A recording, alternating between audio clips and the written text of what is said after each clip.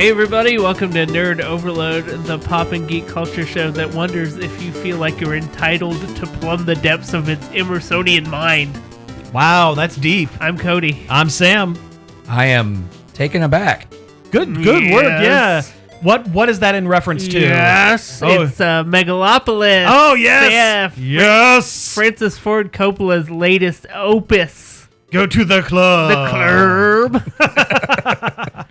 All right, so we have a great show for you this week. Thank you all for tuning in. We have a bunch of things to talk about, but first, let's get into our Check 'em Outs.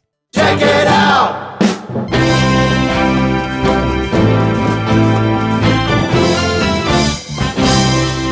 We should probably cover Megalopolis a little bit in We the news portion We of the show. probably should, but first, let's talk about the things that we've done. A couple weeks ago, I think I mentioned, or maybe that was in the Lost episode, I think we mentioned that I was going to try to watch that Mr. McMahon documentary that's on Netflix. I mean, we've mentioned it multiple times. We I'm have. sure it's been brought up at some point. I'm sure it has. I've watched the first episode. It's a 6-episode, 6-hour ordeal. I've watched the first episode, and what I can say more than anything is it's fine. It's fine. Like, it's very light. Not like in tone, but like they don't delve too deep into things. Like there's not enough substance. It's very surface level. It's very surface level, yeah. And they have disclaimers at the beginning of it that they started this documentary in 2021 before all of the allegations and lawsuits about the abuse and sexual misconduct and all the nasty stuff that came out against Vincent K. McMahon Jr. So a lot of the talking head pieces are kind of fluff piece to make McMahon seem like more of a normal guy. He is good boss, man. He boss good. A lot of them say he's the best. Excellent John Cena impression. Yeah, good job. Yeah. Well, you know. You didn't see that one coming. Well, no, it wasn't because you didn't have the sound of his boot in your mouth. Oh, sorry. Yeah, you weren't licking his boot while saying that he's the best boss he's ever had. Yeah, okay. Yeah, that's it. But, you know, it's fine. It's fine. They do talk to a lot of folks. They talk to Hulk Hogan.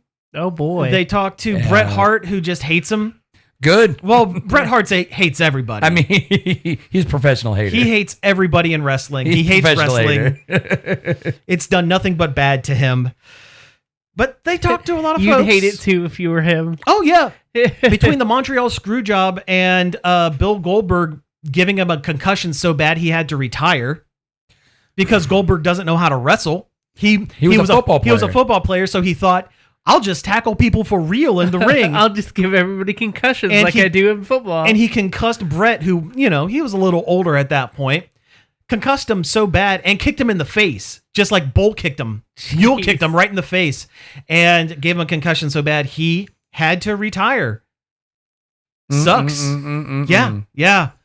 So I'll continue to watch it because I'm interested, but I don't expect anything groundbreaking. It's almost like I imagine people who have never watched wrestling or know anything about wrestling will watch it and come away with, wow, look at all the terrible things that Vincent McMahon has done. And the people who know wrestling and know a little bit about this will come away from going, why didn't they talk about any of the horrible stuff? Yeah. So, yeah.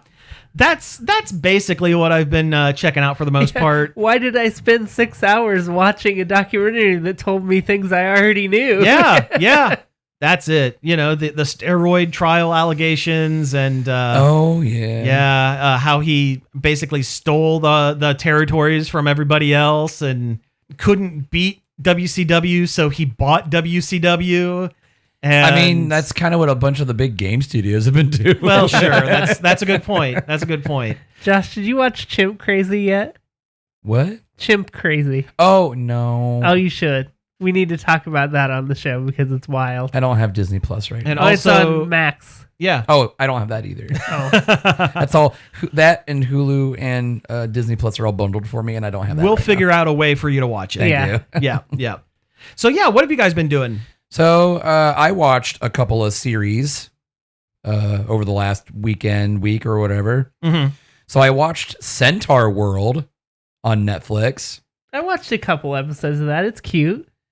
Oh man, it kind of does the Adventure Time thing. Oh, really? Yeah, it kind of does the Adventure Time thing. Oh, starts light, ends Gets real heavy. gets heavy. Yeah. Okay. So I was not expecting anything when I started watching it because I saw a couple clips. I'm like, oh, this is a goofy little show. Mm-hmm. And it is a funny, goofy little show. What's the premise? So Centaur World. It is so weird and bananas. So it opens up at this epic, amazing fantasy battle where you have this female rider on her horse, like fighting. They call them minotaurs, but I don't think all of them are minotaurs because there's like you never really see them without their helmets. Because they're huge, they're hulking. They have these helmets and they have these horns. Sure. But near the end of the series, you do see one without a helmet and he had like a rat face. So okay. Anyway, there's this war between the minotaurs and the humans and this girl who's just called Ryder. All the humans don't have names. They all have just kind of generic, like you have Ryder and then you have General and stuff like that. Okay. And then you have Horse, Ryder's war horse. And here's the other thing. Every episode has at least one musical number in it. Okay. I guess what is the elevator pitch for the show? So before we get into like step by step, what's the elevator pitch? Okay, so they have this magical artifact. It starts activating during this fight, and Horse ends up falling off a cliff and waking up in this cotton candied nightmare. Okay. It's like if you took like Bill the Pony from Lord of the Rings and chucked it into My Little Pony. Okay. And then Bill the Pony gains sentience. Interesting. And can talk. Interesting. And so Horse ends up waking up in Centaur World, surrounded by these colorful, because everything is a centaur, and there's all kinds of different kinds of centaurs. Like, well, I would hope that everything would be a centaur with the name Centaur World. Centaur World. But not everybody's a half horse. Okay. There's like one of the characters is like a giraffe man, and then you have that's fine. And everyone's got like goofy names, like real goofy names. Like Keith? No. Well, okay, there is Comfortable Doug. Okay, sure. All right. Comfortable Doug is a moltar. He is a half man, half mole. Okay, who has I was going to say, tiny beady eyes. Does he produce the Space Goes Coast to Coast talk show? Loves chips. Loves chips. Eric Estrada. But I'll get into Comfortable Doug in a minute. But yeah, the elevator pitch is Horse ends up in this magical, crazy world, and she can talk, and she wants to get back to Ryder, so she needs to find her way back. So they leave their little safe valley or whatever to travel Centaur World to try to find a way to get Horse back. Okay. Gotcha. So gritty universe character in magical fairyland kind of setting. Yes. And the dichotomy between the two. Yes. Gotcha. Okay. Yes. Gotcha. It was so long ago that I'd watched it. I didn't remember I didn't even remember the premise. I watched it because I saw that Louis Zong worked on it, and he's a multi-talented, very good animation music guy. Oh yeah, he does a whole lot of stuff. I mean, the animation is good. I mean, a lot of it is very fluid. The show is funny. There were a few times I was cracking up. I was dying, and I watched the whole thing. Okay, and I really enjoyed it. Actually, I really liked it. Some of the songs are really, really catchy, and they have been stuck in my head all week. Like the song that accompanies Comfortable Doug, the Moltar. He talks like with this kind of European like club goer kind of like. Oh, like German. Yeah, kind of East European kind of rave kid. Yeah. I am Comfortable Doug. We shall go to the discotheque. That's exactly what he sounds like. It sounds like the old SNL sketch with Mike Myers. Sprockets. Sprockets. Yes. Now it's time on Sprockets where we dance. Yeah, he did. He sounds exactly like that. Gotcha. And like we shall listen to Kraftwerk. Yeah, he sounds just like that. Yeah. And there's like this song, and he's like, Everyone's like, it's almost like a Lady Gaga or kind of thing where they're like, he's comfortable, Doug. Yes, I am comfortable, Doug. And like, there's like during like the big like crescendo fight at the end. This isn't like a spoiler or anything. Like he pops up out of the ground. And everyone's like, comfortable, Doug. What are you doing? It's like, I am not comfortable, Doug. When I'm on the battlefield, and he puts on like a cowboy hat, and he's like, I am. And there's like a long pause. He goes, I am Flat Dan. And then like busts out like a lasso and just starts lassoing people. Oh, interesting. Okay. It's so weird, and he's probably one of my favorite characters. I will have to file away in the back of my mind that you can do the German accent. I can do the German well. accent for future projects. I can do, yes. Yes. No, I really liked Centaur World. I thought I did enjoy it. I was like, it was definitely worth the watch. I was like, okay. Cool. I really hope there isn't any more. Because I don't want there to be any more. Oh, no, it ends at a very definite ending. Okay, cool. I like it when that happens. Netflix ain't paying for any cartoons right now. No. Unless it's an anime. Yeah. Well, sure. It's true. Yeah. Or something that looks like garbage. Mm-hmm. Sure. I mean, like visually, not.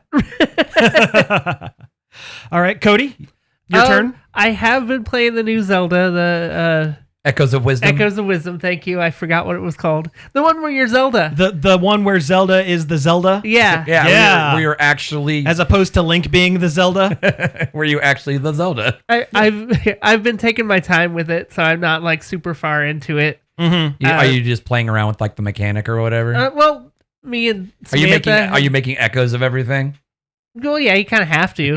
But me and Samantha have been back and forth with it. Like, I'll do a dungeon, then she'll do one, and then like, so nobody gets too far ahead and nobody gets spoiled. Sure.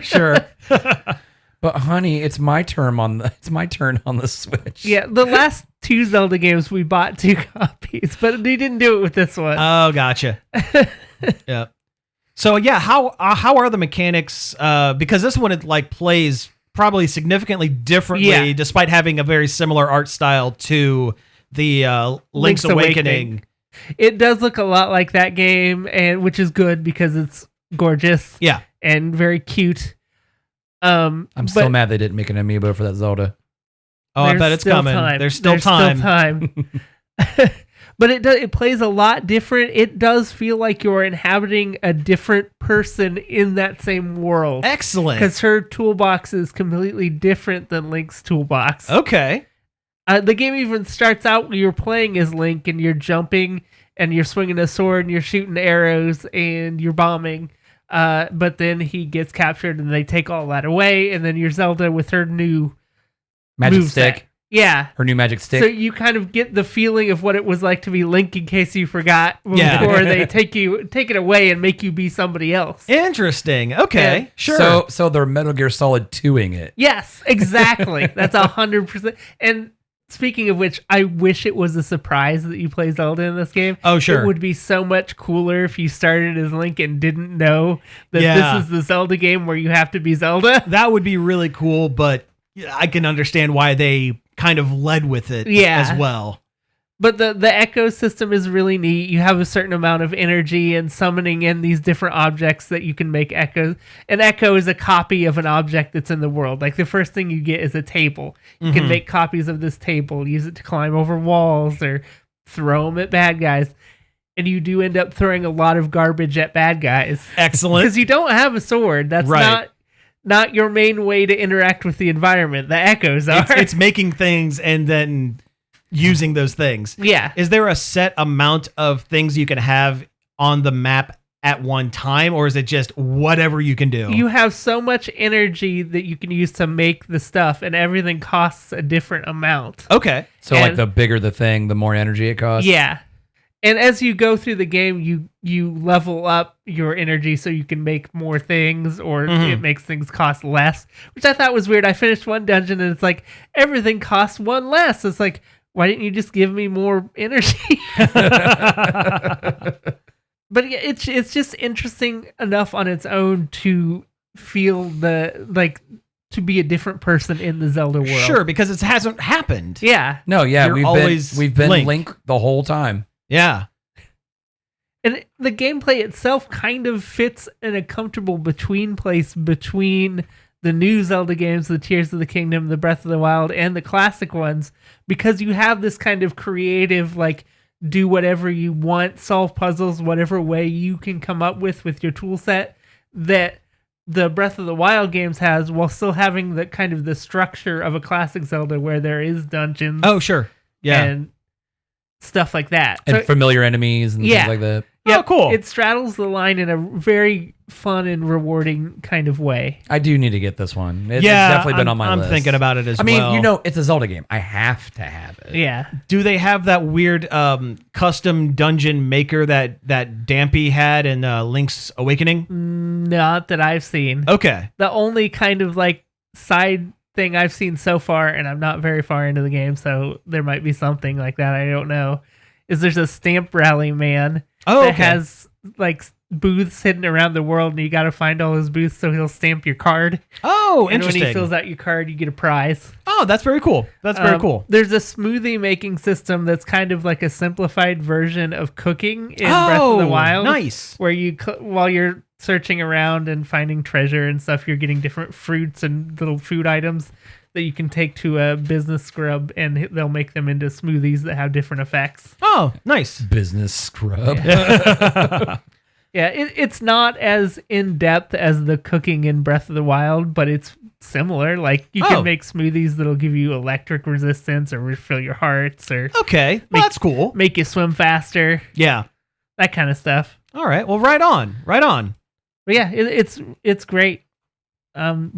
Worthy of the Zelda name. It's cool to play as a magic... That's the other thing. You're a more magic-focused character. Yeah, that's kind of neat to be a wizard. Oh, very cool. You're a wizard, Zelda. It's almost Pokemon-esque, because anytime you kill an enemy, you immediately get their echo. Oh, interesting. Yeah, I thought there would be like a drop rate, you'd have to do certain things. But the enemies are fair game. As soon as you kill it, you get that. You can get that echo. So you don't have to like activate the echo or whatever, or copy it or whatever. No, once you kill a guy, it drops the echo. You can pick it up. Oh, okay. It's a thing. Okay. Whereas like outside stuff, like a wind blower or a table, only specific places in the world will let you copy those. Oh, I see.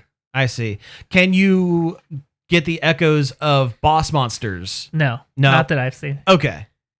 That would be kind of cool if you use all your energy all at once and summon one big dude, like a Dugongo or whatever, or Goma or something like that. There's some bigger one. There's the big P-hat guys. Oh, like the P-hats. the big flying ones. Yeah, you can get one of those, and it's pretty big. Interesting, cool.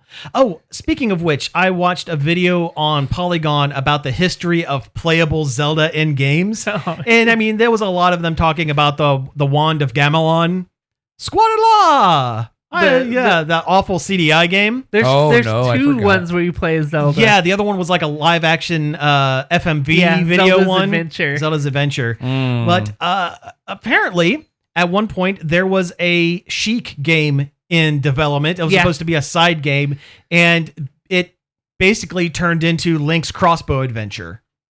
Oh, it was originally like a Ninja Star throwing kind of first person deal. There was a pitch for a Sheik game too, but some studio did, I think. Yeah. Oh, I forget what studio. Oh, it was the Was it Factor 5? Factor 5, the ones that did Metroid. Well, no, it was Metroid, not Prime.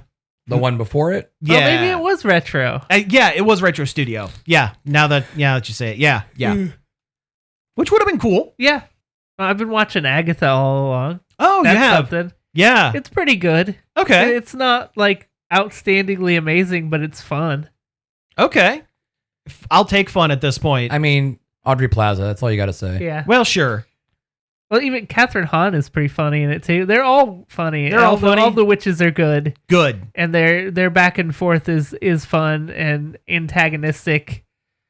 It feels a little disjointed though. Like they start in the real world, and then they're going to travel the Witch's Road to get everybody's power back. Okay. And then they go in the Witch's Road, and it's a series of trials that are just kind of like magically appear one after the other. And it almost feels kind of video gamey. Yeah, kind of like a video game road movie kind of situation. Yeah. Okay. That's what I got from the trailers. Except there's not a lot of traveling because they take a few steps and magically we're at the next place. Weird. Yeah. Okay. It's not very, like, it's obviously not grounded in reality at all, but it's still not a bad watch. Well, cool. I like everybody that's in it. I like Catherine Hahn. I like Aubrey Plaza, of course. Yeah. Watching all the characters bicker and play off each other, it makes it worth it. Okay. But plot-wise, it's not too impressive yet. I see. And I'm 4 episodes in. Okay. Well, that's all right. I'm hoping that sounds like halfway through the series. Yeah, I'm hoping it starts paying off, but so far it's just been like, okay, we're just going to one thing after the next. I watched Masters of the Universe Revelations, or He-Man and the Masters. You've been talking about that in the chat, yes. Our group chat. Yeah. That's one of the Kevin Smith ones, right? It was the sequel to the first Kevin Smith one, yeah. Because the first one was Revelations, and then this one's Revolution. I'm glad they gave him another season because a lot of people just kind of peed their pants about it. Yeah. And sat in their pee and cried. Yeah. When it was actually pretty darn good. The first season, yeah. Revelations was great. Mm-hmm. Revolution continues to pick up the pieces of the finale of Revolution. I did see they recast the voice of Tila. Did they? Huh. Yeah, the first season it was Sarah Michelle Gellar. This season it is her last name's Benoist or Ben. She was Supergirl. Supergirl on CW's Supergirl. Starts with an M. It's Melissa Benoist. Yeah. All right. I didn't really notice. That's honestly a better casting than I think. But yeah. I mean, don't get me wrong. Well. I like Sarah Michelle Gellar, and she's definitely not no slouch in the voice acting stuff because she was Seventh Sister in Rebels. She's so 90s though. Like it's obvious. Why would Kevin Smith pick her? Well, because he's also just set right in the 90s. Yeah. I mean, I kind of am too.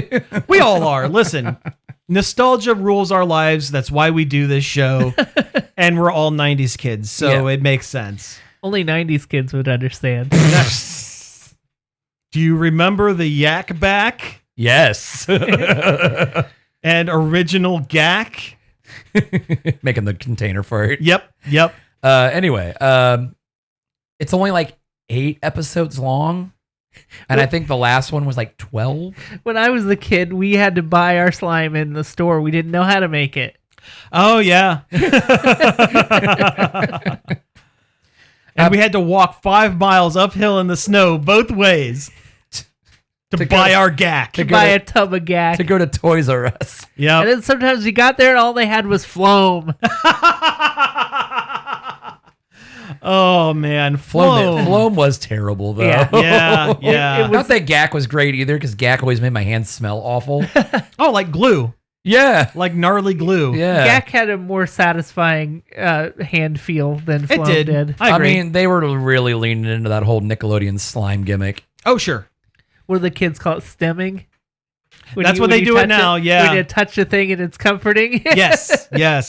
Oh, that was a phrase I didn't know, but God, I'm old. Anyway, He-Man. It was still good. Animation quality was there. Josh.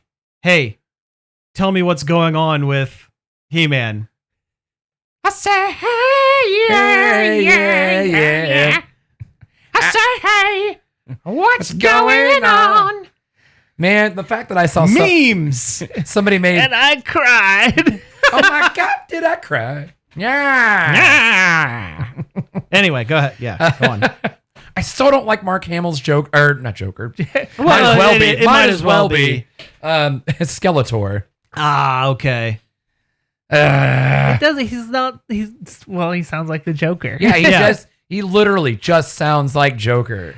Which I get that's the voice he does, but it's like Skeletor has a different kind of clown voice. Yeah, I know. You know, if the Skeletor voice wasn't as iconic as it is, I'm sure it would work just fine. Oh, yeah. But everybody knows Everybody knows the Skeletor voice. Everyone does the Skeletor voice. Yeah, well, that and what was his name? Alan Oppenheimer. Yeah, who is still alive. He's in it. He has a bit part. Oh, yeah. Really I saw him in the credits. He really shouldn't have built that bomb, though. He really shouldn't have did that. He is fire. Well, maybe he's like the opposite because every show that he does is good. It doesn't bomb. Or maybe he is because everything he does is fire. But as the kids say. He is Skeletor, destroyer of worlds. Wannabe destroyer of worlds. I don't want to be good. I don't want to be nice. I'm evil. They should have got the Skeletor TikTok guy. Oh yeah, probably. Remember. Well, I was looking at it, and that show has just a crazy cast. Oh yeah, list. it's definitely stacked. Shatner, yeah, phoning it in, literally. Sometimes the character's mouth opens and a dial tone comes out. The weirdest thing I've ever seen. He starts singing Rocket Man. But yeah, animation quality is great. Surprise character Gwildorf shows up. Yeah. From the live action Dolph Lundgren Masters of the Universe movie. Yep. Played by Billy Barty. Yeah. The little camera operator from UHF. Yeah. But yeah, I didn't realize he had a different voice because he sounds just like him. Really? Yeah. Oh, that's awesome. He really does. Yeah. And like... Well, that's interesting because I looked up his voice and he was a stunt cast. He was just one of the executive producers. Yeah. That they put in. Apparently he could just do the voice. And, I guess, yeah. And they went. But like, yeah, they go to his little shack and Man-at-Arms knocks on the door and he's like, oh no, you can't be here. Because if you're here, that means there's trouble. And trouble means Skeletor. And I don't want to mess with that. Do they do anything with music with him? Because that was his whole gimmick in the live action. He's using like tuning forks. It's like because in that one he had it was like a magical tuning fork keytar that opened portals. Yeah, he is the biggest, I guess the big takeaway of this season was like the balance between magic and technology. Sure. That's an interesting direction to go with He-Man because it always had a weird combination of magic and technology. Yeah. And then Hordak is showing up and oh, nice. Yeah, because they're really playing into the whole like Skeletor used to be a minion of the Horde kind of thing. He was supposed to be preparing Eternia for Hordak's arrival, right? Kind of thing, right? And like when they get to Gwildorf, they want him to help enhance the Sword of Power. Okay. To fight Skeletor. They're calling him Skeletech because he is that was from the new adventures of He-Man, the one where he goes into space. Yes. Skeletor became Skeletech. Yeah. Skeletor at the end of the first series they're separate series on Netflix. It's weird. I know. It sounds should have been season 1, season 2. Sounds like a Soylent style meal replacement drink for people with osteoporosis. But at the end of the first series, he runs into Motherboard and she like hacks him or whatever. She turns him into a robot. It kind of turns him into like a cyborg. Like Skeletor cyborg. Yep. And with the Havoc staff like scientifically like grafted to his arm. Okay, kind of like the X-Men character Warlock. Yeah. When he bonds with Cypher. Yeah. And he becomes Douglock because his name was Doug and they merged. Douglock. It's a terrible name, but that's terrible. Yeah. Hey, let's take a break here, and when we come back, we will get into some news. Douglock! Hey, have you tried the chips and salsa in this place? Nah, man, you know my stomach can't handle this stuff. Mine couldn't either till I started listening to Long Play. Long Play? That sounds delicious. Tell me more. I noticed a difference immediately after tuning into my first episode on a Friday night at 11. If it's still coming back on you, you could also catch Long Play on Saturday at 3 or Sunday at 4. Believe me, relief is just a listen away. Hey, we're back from the break. Let's get into some hot news goss.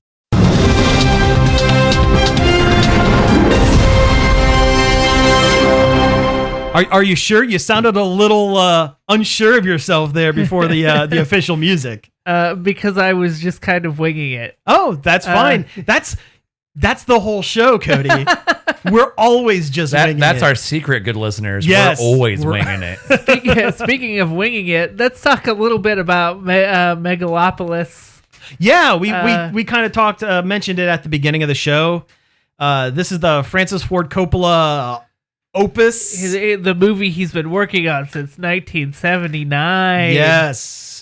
Yes, and I've heard it's not very good. No, and that's not good for him because he sold all his wineries and stuff to fund this movie. He basically made himself destitute in order to make his opus, and now it's not doing great. No, I've heard people compare it to The Room, which I initially thought, it's not The Room. You can't just say that. Well, people think bad movie, and the easy answer is The Room, where there are much worse films out there. Yeah. I know from experience there are much worse movies out there. And then I saw some clips of Megalopolis and went, uh-oh, this does kind of have The Room vibes. Like, the dialogue is that you played weird. a little clip before the show started that it's like all of his dialogue is really stilted. Yeah, it's a clip of Adam Driver doing the bit I did at the beginning of the show, and he sounds like Orson Welles. A little bit Orson Welles, which could have been a choice by Coppola saying, "Hey, I originally envisioned this to be Orson Welles." Years ago. Then why do you cast Adam Driver? You cast Maurice LaMarche. Yeah. But I've heard all kinds of wild stuff about how like so much of it was just the actors winging it, going on set and just because it was gibberish script. Yeah. Weird. There was a interactive and audience interactive part. What? Where like Adam Driver is in a news conference and somebody in the, like, I guess a theater employee or somebody is supposed to walk up to a mic and ask him a question in the theater, which he then replies to on screen. That's some like William Castle gimmick stuff. It really is. And most theaters aren't doing it. I don't blame them. And it turns out the sound is already dubbed in the movie. Oh. And the person that's doing the question asking is just kind of lip syncing. It's kind of miming it. Oh, so that's even worse. Yeah. Ugh. There was some showings of it where, like at film festivals, where like Jason Schwartzman came out and actually did it, but like everything else is just like a dumb gimmick. And Schwartzman just has to drive from theater to theater. Yeah. And has to reenact his part as part of his contract. He's got to be in every AMC every 5 minutes on every hour. Yep.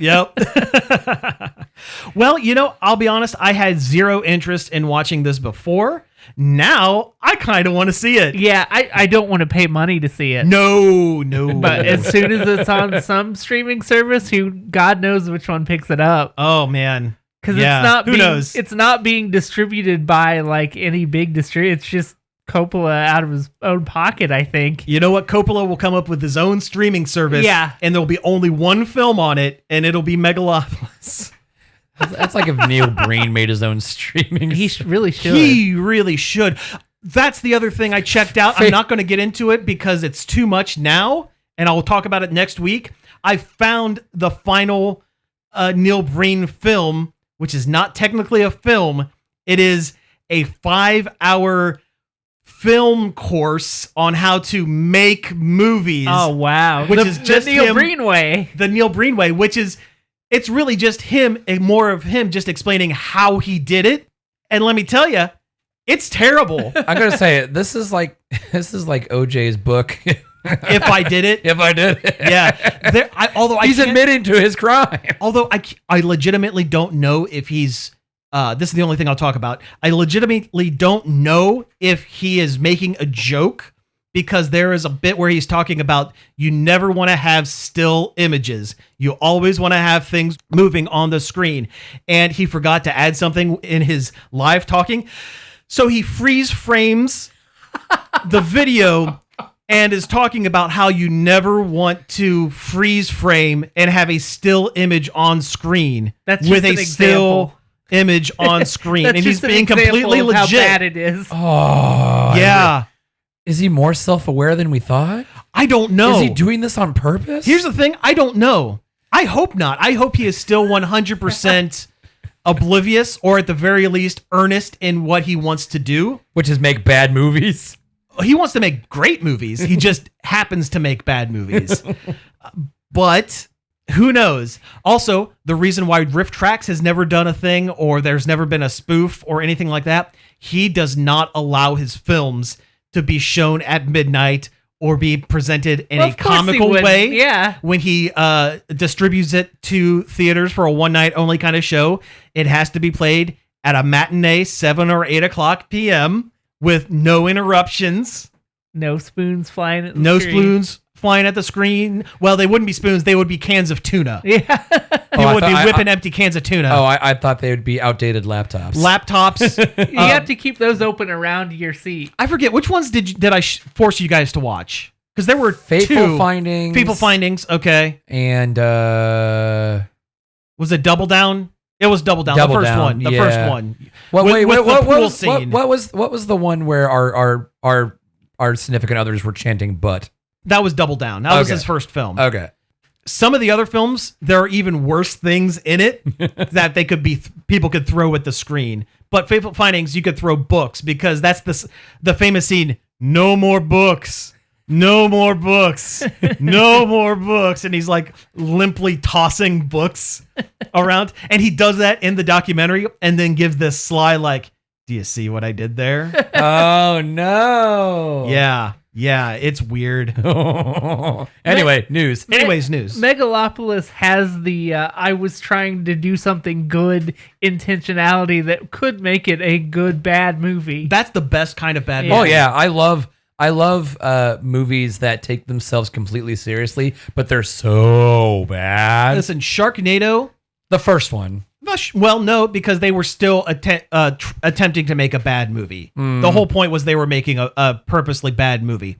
It's fun enough that it holds up a little bit, enough. But the best bad movies are the ones that are 100% sincere in and earnest in their execution. You smell like pepperoni. Chopping Mall. Chopping Mall. Chopping Mall's great, though. Are you kidding me? I love Chopping Mall. That movie rules. Chopping Mall is probably one of my favorite bad movie nights.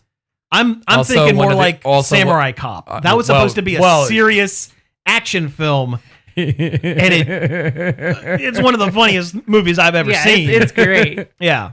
Also, one of the only ones I was ever awake for.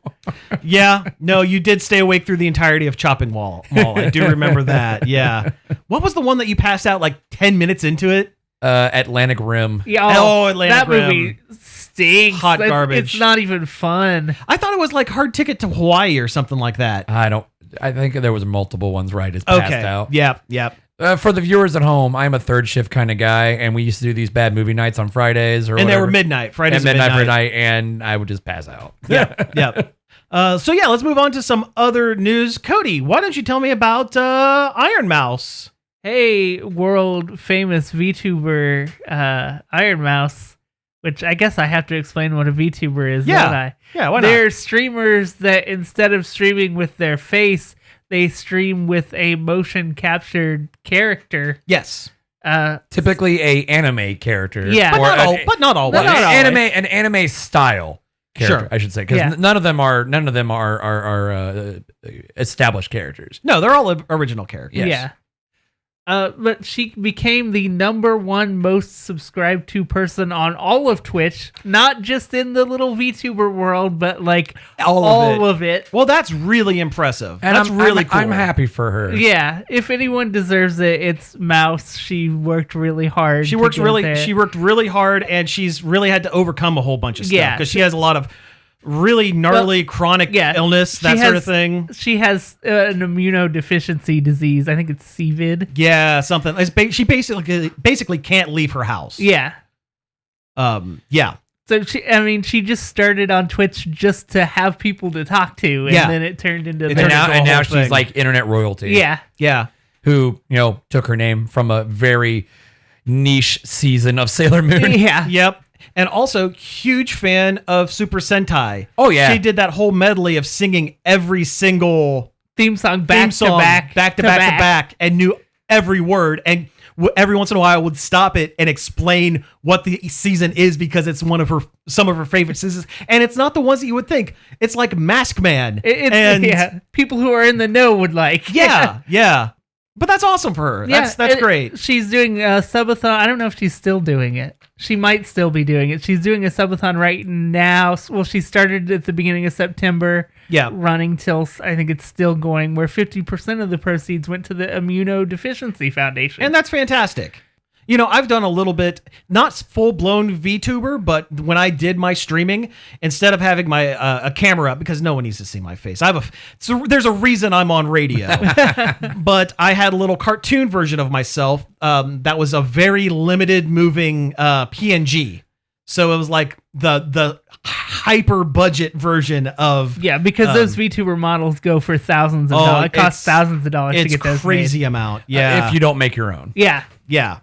And I don't have the time to learn Blender. But no, that's really cool. I'm glad that it's that she's doing well with it. Let's talk about a negative thing. How about that Rugrats live action CG mix? Yeah, this dropped out of the ether the other day that they're making a Rugrats movie where the parents are live action people and the babies are CG. I'm assuming monstrosities. They would have to be because if you look those at the animation, cartoons are terrible looking. I mean, they're very, I would say, very stylized, and if compared to other designs, the Klasky Chupo house style is a specifically kind of frightening looking. Yep. Homunculus style of animation. Tommy Pickles is hideous. Oh, he's all gums and he's got a weird pointy head. No, he's all gums until he gets that one tooth. Oh yeah. I don't know. I didn't watch a whole lot of Rugrats growing up. Rugrats was more of my sister's thing. I watched it because she was watching I watched the crud out of Rugrats. It was always on, like, first thing in the morning. I would watch it, like, while getting ready for school. Oh, okay. Like, when I was the tiniest of child. My getting ready for school cartoon was Beast Wars.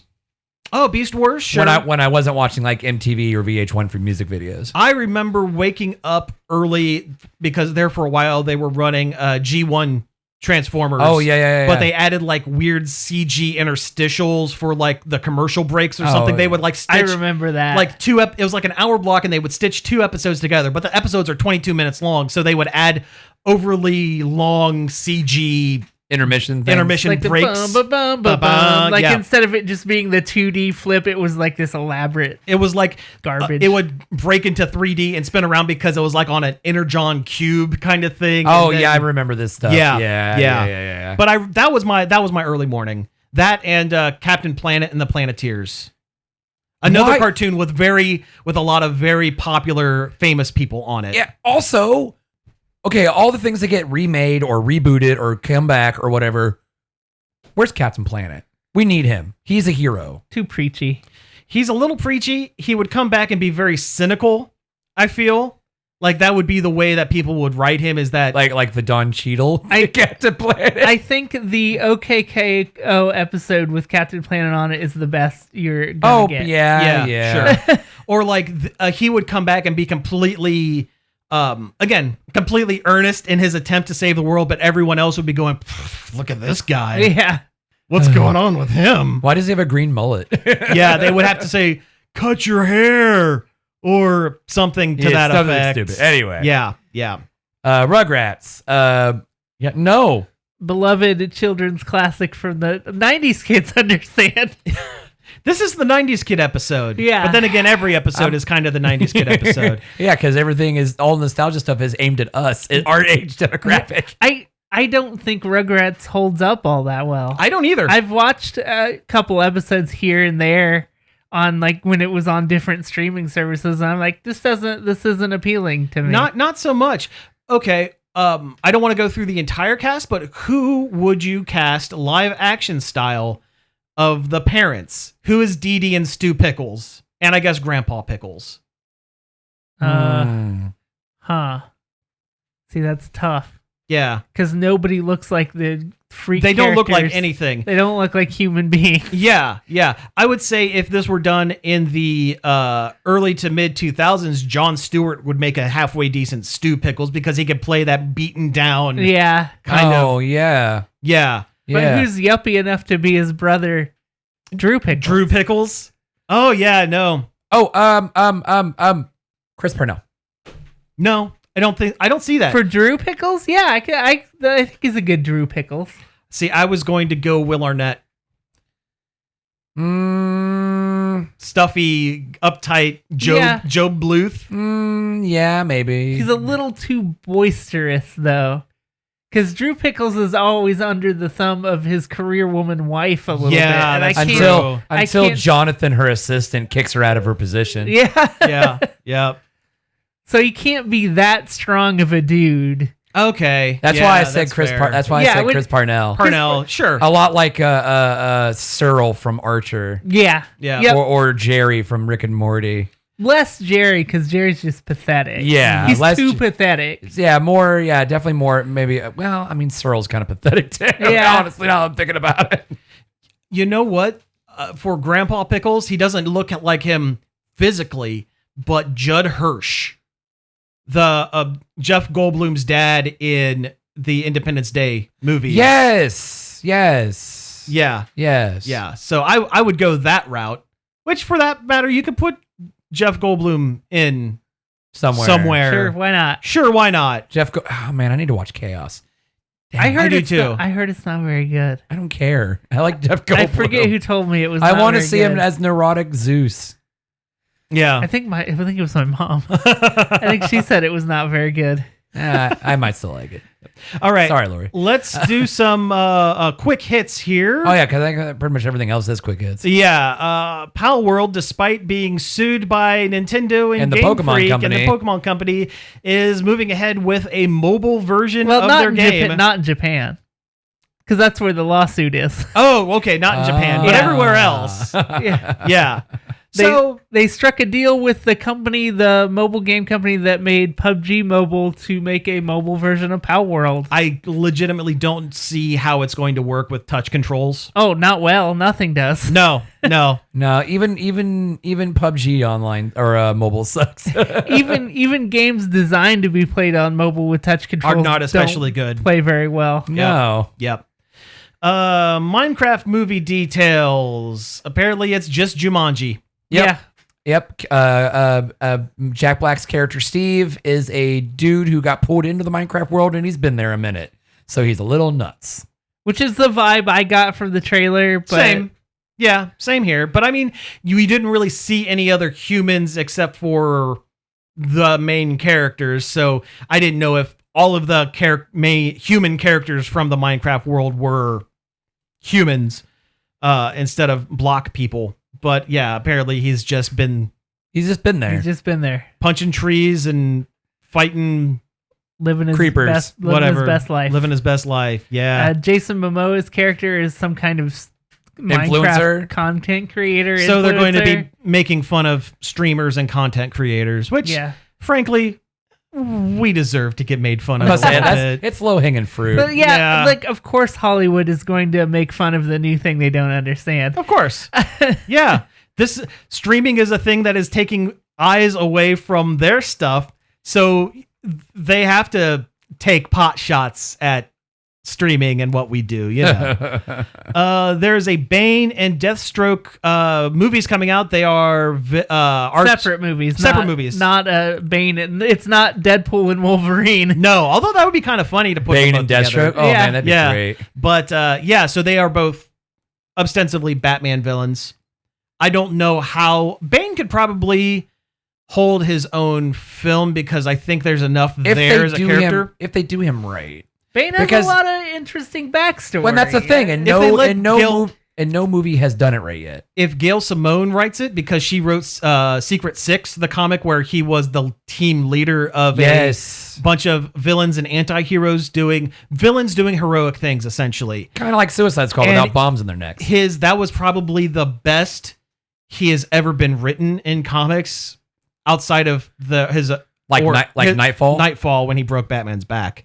So I think it could be done. Deathstroke is just going to be John Wick. He's just a Liefeld shooty man, right? Yeah, he's just a shoot guy. He is literally Deadpool without the humor, because Deadpool was a spoof to some extent of Deathstroke. Not if you ask Liefeld. Well, of course. No, as far as Liefeld's concerned, Deadpool doesn't have feet. Doesn't have feet and was an original character, despite looking exactly like Deathstroke. And having almost the same name. Yeah, Wade Wilson and Slade Wilson. Yeah. It's Wilson Slade. Nope. Wait. Slade Wilson. Anyway, they call him Slade in the Teen Titans movie. Yes, they do. Well, they call him Slade in the Teen Titans show because they at the time couldn't say Deathstroke. Couldn't say the word death. Oh yeah. So they had to use his first name instead. But do you think they'll get what's his name? John, what's his face, who played him in the after credit scene of Justice League? Absolutely not. He's too busy playing D&D. He's running a celebrity D&D games. Joe Manganiello? Yeah, Joe Manganiello. Yeah. He's too busy being Crocodile in the new One Piece live action One Piece. That's right. Oh, I forgot about that. Yeah. Okay. Out of the blue, apparently Princess Diaries 3 with Anne Hathaway and Chris Pine is happening. Anne Hathaway did a little video about it. On Twitter. 10 seconds. A very little video about it. But so Princess Diaries 3, the search for Anne Hathaway's more paycheck.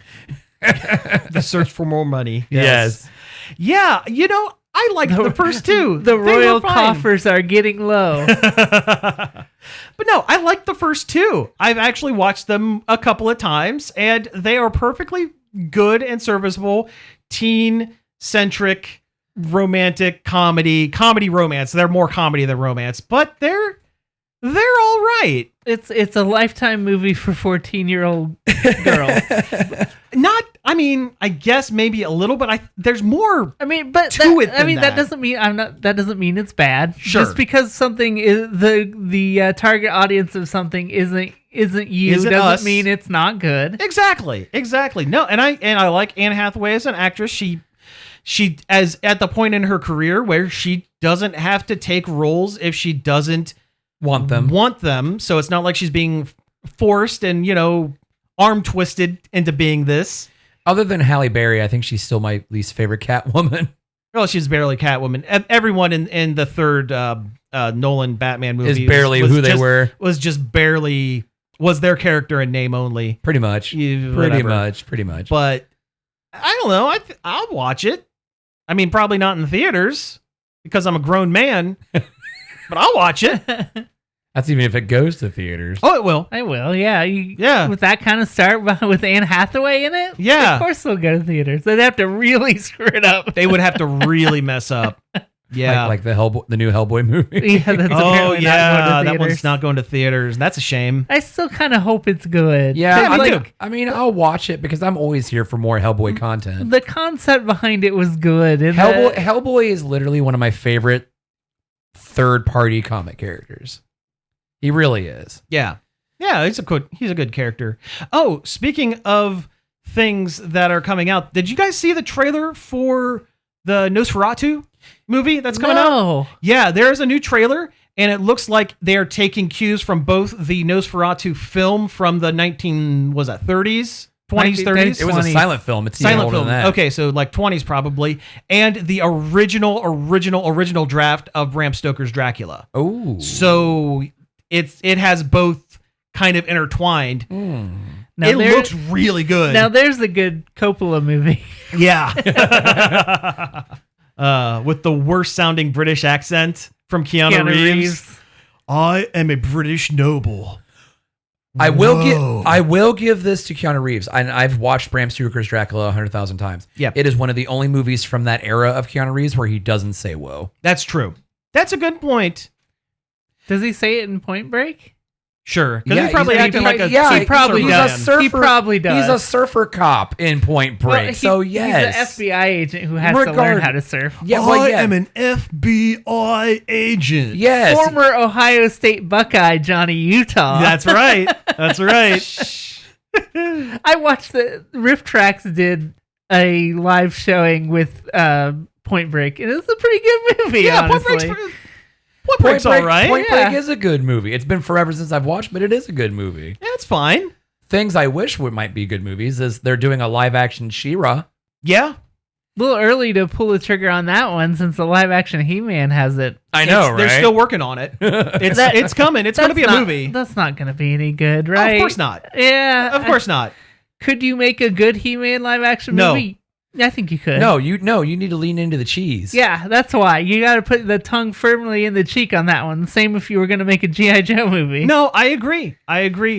But the studios aren't going to do that. Will the studio system let them do that? No, absolutely not. No, they want it to be like a serious fantasy epic. They're allowed to do it with Barbie, apparently, but you can't do it with He-Man. And Matchbox. Yeah. With the John Cena's Matchbox Cars movie that's coming out. We're learning the wrong lesson from the Barbie movie. I mean, if you could put all these boy toys together into one movie and make something in the line of Barbie. It's called the Lego Movie. Yeah, you got it. Yeah. Licensed Small Soldiers. Oh man, Small Soldiers was great. I wish they would do another one of those. Mm-hmm. Did you ever see that YouTube one where somebody made their own Small Soldiers sequel? That did. One was pretty good. It was all right. I thought that one was pretty good. But I really liked the energy Joe Dante brought to it. Because it very much had Gremlins energy to it. Because they're basically the same thing. Yeah. But back to He-Man.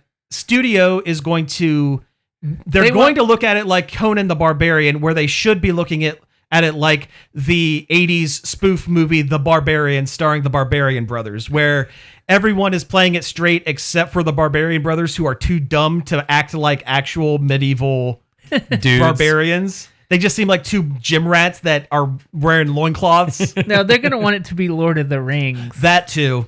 Yeah. And that's where the money is. He-Man, any new Lord of the Rings is not even going to really be Lord of the Rings. Sure. Like they keep talking about making new Lord of the Rings movies, and like they approached. I don't know if they're remakes or what, but they did supposedly they did approach Ian McKellen to come back as Gandalf, and he's like, "Well, you better hurry up because I ain't got much time." The animated one looks pretty sick. The animated Lord of the Rings movie, that looks pretty cool. That looks all right. Oh, the War of the Rohirrim. Yeah. The anime, the Lord of the Rings anime about the people of Rohan. And when I first saw it, I thought it was like a streaming series, but that's a whole movie. Yeah. Yep, I thought it was a streaming series too. It's a whole movie. Oh, all right. But yeah, She-Ra. I don't know. I'm only interested in this if it's the Indy Stevenson version of She-Ra. Yeah, like the Netflix one. But it's not going to be that. We have no time for this, but have you guys seen Nimona? Oh, yes. Yeah. Nimona's very good. It's fantastic, right? Nimona is the best. I love that stuff. That was a great film. Comic's good too, but it was took a great lot film. of liberties with the comic, but in good it still ways. Worked. Yeah. I think it worked really, really well. Unfortunately, we don't have time to get into that because we have hit time for the show. We don't need to talk about Nimona. You just go watch it. Yeah, just go watch it. Just go watch it. It's fantastic. Anyway, you have been listening to Nerd Overload. Thank you very much for tuning in. You can find us each and every day over at nerdoverload.com. You can find us on our Facebook, Instagram, follow our Twitch, support our Patreon. All those links are at links.nerdoverload.com. You can send us an email at staff@nerdoverload. Avoid the noidoverload.com. Avoid noidoverload.com because that's not real. You can email us at staff@nerdoverload.com. It could be real. I could buy avoid the noidoverload.com and have a redirect. We'll see if I can. And that's our new Gremlin-y mascot. Yeah. The Noid Overload. And then we'll get sued by Domino's. Yeah, TM. We'll take it. It's not the first time. Parody. OC. It's parody. It's not the first time we're protected under parody.